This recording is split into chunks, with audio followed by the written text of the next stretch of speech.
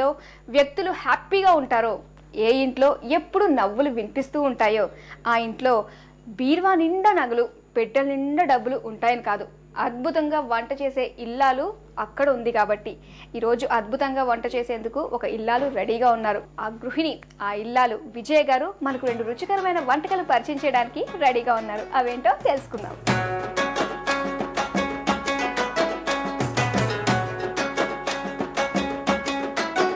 Hi విజయ గారు. Hi అండి. ఎలా ఉన్నారు? బాగున్నానండి. మీరు ఎలా ఉన్నారు? నేను చాలా బాగున్నానండి. నేను కూడా చాలా బాగున్నాను. మీరు అంటే నేను బాగున్నానని చెప్పేసి మీరు కూడా చాలా లేదండి నేను కూడా చాలా బాగున్నాను. ఓకే, చెప్పండి, మీ గురించి చెప్పండి. విజయ గారు ఏం చేస్తూ ఉంటారు? నేను హౌస్ వైఫ్ అండి. నాకు 2 పిల్లలు. 2 పిల్లలు. హస్బెండ్? ఎవరైనా సరే ఫస్ట్ ఏం చెప్తారంటే, చాలా మంది అబ్జర్వ్ చేసేది నేను, పిల్లలని చెప్తాను. ఫస్ట్ పిల్లలు చెప్తారు, తర్వాత మీ హస్బెండ్ ఏం చేస్తారంటే అప్పుడు ఆయన గురించి చెప్తారు. హస్బెండ్స్ చూసారు కదా ఎంత కక్ష పెట్టుకున్నారో. అలా ఏం లేదండి. ఓకే, ఆయన ఏం చేస్తుంటారు? బిజినెస్ అండి. బిజినెస్. ఏం బిజినెస్ అండి మీది? Medical business. Medical business. Okay, మరి మీకు పెళ్లి కాకముందు వంటలు వచ్చా? లేదండి, రాదు. ఎవరు నేర్పించారు వంటలు? అత్తయ్య గారిని. అత్తయ్య నేర్పించారు. సో ఇప్పుడు అత్తయ్య గారు పరిచయం చేసిన మీ వంట మాకు పరిచయం చేస్తున్నారండి. అవునండి. సో అయితే అత్తగారిని పిలిచి ఎలాగా చేసి చూపిస్తున్నారో అన్ని అడుగుదామా? మరి పిలుద్దామా మీ అత్తయ్యని? పిలుద్దాం. పిల్లండి. అత్తయ్య అంటారా, అత్తమ్మ అంటారు? అత్తమ్మ వస్తున్నా. రండి అత్తమ్మ, రండి. ఎలా ఉన్నారు? బాగున్నాను. మీరు ఎలా ఉన్నారు? నేను చాలా బాగున్నాను. మరి మీ పేరేంటి? అత్తమ్మ పేరు? వరలక్ష్మి. వరలక్ష్మి, ఇంటికి మహాలక్ష్మి. అవును కదా.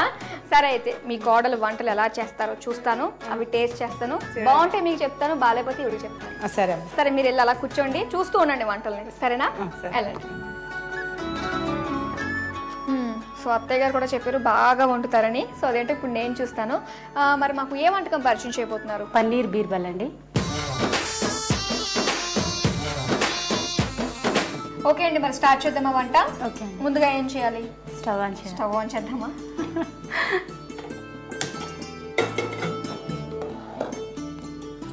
ఫస్ట్ ఒక 3 ఫుల్ స్పూన్స్ ఆయిల్ వేయాలండి.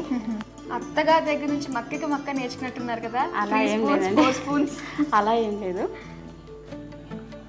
ఇందులో ఒక 1/2 స్పూన్ జీలకర్ర అండి.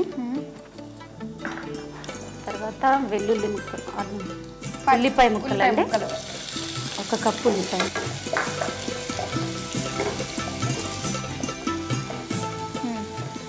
బ్రౌన్ కలర్ రావాలండి.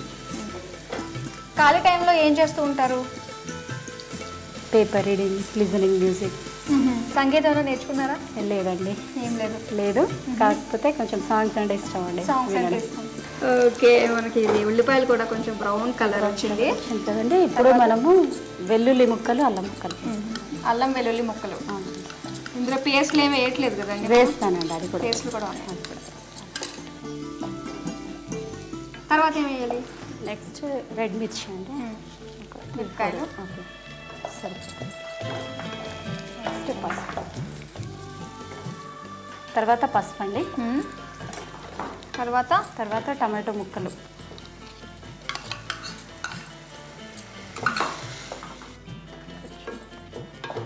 తర్వాత ఏం వేయాలండి? పచ్చి పాలకోవ అండి. ఏంటండి ఇది? పచ్చి పాలకోవ.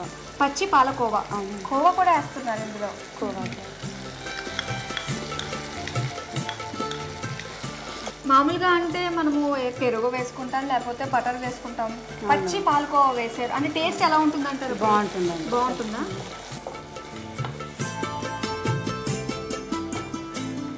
నెక్స్ట్ కొంచెం ఇది కాజు పౌడర్ ఉందండి, కొంచెం వాటర్ వేద్దామా? చాలా అంటే పొడి పొడిగా వచ్చింది కదా, అందుకనా? నేను పౌడర్ చేసి పెట్టానండి. ఇప్పుడు దాంట్లో మిక్స్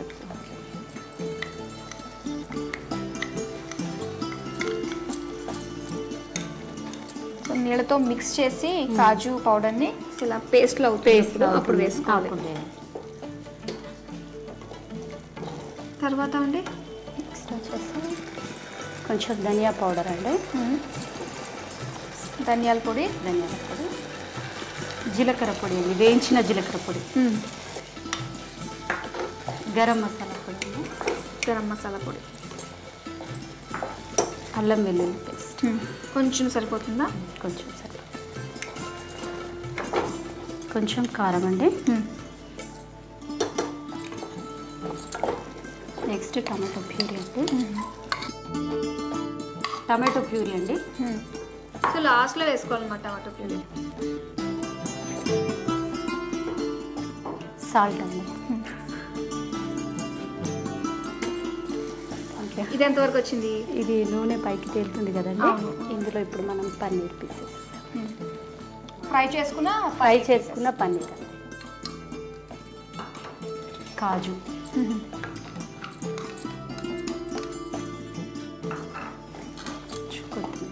కొత్తిమీర చేసేయండి.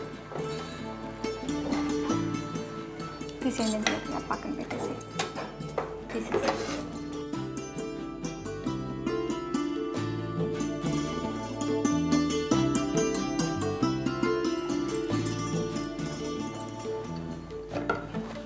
గార్నిష్ కోసం కొంచెం కొత్తిమీర వేసుకుంటామండి.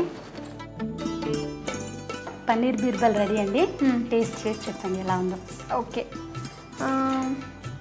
సరే. ఇది నాకంటే ఫస్ట్ ఇంకా మీ ఇంట్లో వాళ్ళు ఎవరెవరు ఉన్నారు చెప్పండి. మా తోటికోడలు ఉన్నారు కదా, సో ఆవిడకి ఇచ్చి టేస్ట్ చేస్తే ఇంకా చాలా బాగుంటుందేమో కదా. ఇద్దరం కలిసి టేస్ట్ చేస్తాం. ఓకేనా? మరి ఆవిడని పిలుస్తారా? పిలుస్తాను. పిలవండి. సునీత. పేరు సునీత. అవునండి. సునీత గారు పట్టుకోండి. సునీత గారు హాయ్ అండి. హాయ్. మీ పేరు సునీత? అవునండి. సో మీరు కూడా టేస్ట్ చేసి ఎలా ఉందో మీ తోడుకోళ్ళకి కాంప్లిమెంట్ ఇవ్వాలి. ఓకే. ఏమంటారు? రెడీ చేస్తారా? సో టేస్ట్ చేయండి.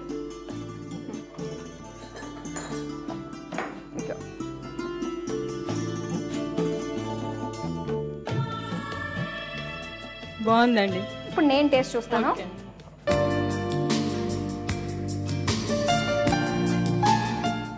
మీరు అన్నది నిజమే, చాలా టేస్టీగా ఉంది విజయ్ గారు. థ్యాంక్ యూ అండి. సో వ్యూవర్స్ కూడా చెప్దాం. చూసారు కదండి పన్నీర్ బీర్బల్ ఎలా ప్రిపేర్ చేసుకోవాలో. చాలా టేస్టీగా ఉందండి, స్పైసీగా కూడా ఉంది. అయితే దీనికి కావాల్సిన పదార్థాలు, తయారు చేసే విధానం ఇంకోసారి చూద్దాం. పన్నీర్ బీర్బల్ తయారు చేసుకోవడానికి కావాల్సిన పదార్థాలు: టమాటో పేస్ట్, ఉల్లిపాయ ముక్కలు, అల్లం వెల్లుల్లి ముక్కలు, జీలకర్ర, ఉప్పు, ఎండుమిరపకాయలు, నూనె, పసుపు, జీడిపప్పు పొడి, అల్లం వెల్లుల్లి పేస్ట్, పచ్చి పాలకోవా, గరం మసాలా, జీలకర్ర పొడి, ధనియాల పొడి, వేయించిన పన్నీర్, టమాటో ముక్కలు. తయారు చేసే పద్ధతి: స్టవ్ ఆన్ చేసి కడాయి పెట్టి నూనె వేసి వేడి చేయాలి. నూనె వేడైన తర్వాత జీలకర్ర, ఉల్లిపాయ ముక్కలు వేసి బ్రౌన్ కలర్ వచ్చే వరకు వేయించాలి. వేగిన తర్వాత అల్లం వెల్లుల్లి ముక్కలు వేసి ఎండుమిర్చి, పసుపు, టమాటో ముక్కలు వేసి బాగా కలిపి పచ్చి పాలకోవా వేసి కొంచెం ఫ్రై చేయాలి. తర్వాత కాజు పౌడర్లో కొద్దిగా నీళ్లు పోసి కలిపి కడాయిలో వేసి కొంచెం ధనియాల పొడి, వేయించిన జీలకర్ర పొడి, గరం మసాలా, అల్లం వెల్లుల్లి పేస్ట్, కొంచెం కారం, టమాటో ప్యూరీ, తగినంత ఉప్పు వేసి ఉడికించాలి. ఉడికిన తర్వాత వేయించిన పన్నీర్ ముక్కలు, జీడిపప్పు, కొత్తిమీర వేసి బాగా కలిపి స్టవ్ ఆఫ్ చేయాలి. తర్వాత ఒక సర్వింగ్ బౌల్లోకి తీసుకుని కొత్తిమీరతో గార్నిష్ చేసుకుని సర్వ్ చేసుకోవాలి. అంతే, పన్నీర్ బీర్బల్ రెడీ. ఎక్సో మీ ఇంటి వంటలో అన్నపూర్ణమ్మ గారు ఏం చిట్కా చెప్తారో చూద్దాం. మనం ఆరోగ్యంగా ఉండాలి అంటే రోజు మనం తీసుకునే ఆహారంలో యాంటీ ఆక్సిడెంట్ ఎక్కువగా ఉండాలి. ఈ యాంటీ ఆక్సిడెంట్స్ వివిధ రూపాల్లో దొరుకుతాయి. ఇవి తగ్గినాయి అనుకోండి, కంటి జబ్బులు వస్తాయి, సుక్కలాలు వస్తాయి, మ్యాక్యులర్ డిజనరేషన్ వస్తుంది. ఇవన్నీ రాకుండా ల్యూటిన్ అనే యాంటీ ఆక్సిడెంట్ కావాలి. ఇది కోడిగుడ్డులో అయితే బాగా ఉంటుంది. పైగా ఈ కోడిగుడ్డులో ఉన్నందువల్ల మన శరీరం తొందరగా గ్రహించడానికి వీలు ఉంటుందన్నమాట. అందుకని ఏం చేయాలంటే, మనం ఇలాంటివి కంటి జబ్బులు, సుక్కలాలు, మ్యాక్యులర్ డిజనరేషన్ ఇట్లాంటివి రాకుండా ఉండాలి అంటే చిన్నవాళ్ళు అవనివ్వండి, పెద్దవాళ్ళు అవనివ్వండి, కోడిగుడ్డు తింటూ ఉన్నామనుకోండి, ఈ జబ్బులు ఏవి రాకుండా ఉంటాయి, ఇలాంటి ప్రాబ్లంలు రాకుండా ఉంటాయి. యాంటీ ఆక్సిడెంట్ పుష్కలంగా దొరుకుతాయి అందులో, మన బాడీకి సమకూరుతాయి. అందుకని ఏం చేయాలి మనం? అప్పుడప్పుడు అనండి, రోజు తినేవాళ్ళు ఉంటే ఇంకా మంచిది. రోజు తినలేని వాళ్ళు అప్పుడప్పుడైనా సరే కోడిగుడ్డు తింటే ఈ ల్యూటిన్ అనే యాంటీ ఆక్సిడెంట్ కోడిగుడ్లో ఉంటుంది కాబట్టి మన శరీరం తొందరగా గ్రహించడానికి వీలవుతుంది. కాబట్టి ఈ కంటి ప్రాబ్లంలు రాకుండా మనం కాపాడుకోవచ్చు. అందుకని ఆహారంలో ఈ మాత్రం జాగ్రత్త తీసుకుంటే చాలు. కోడిగుడ్లు చూసారా?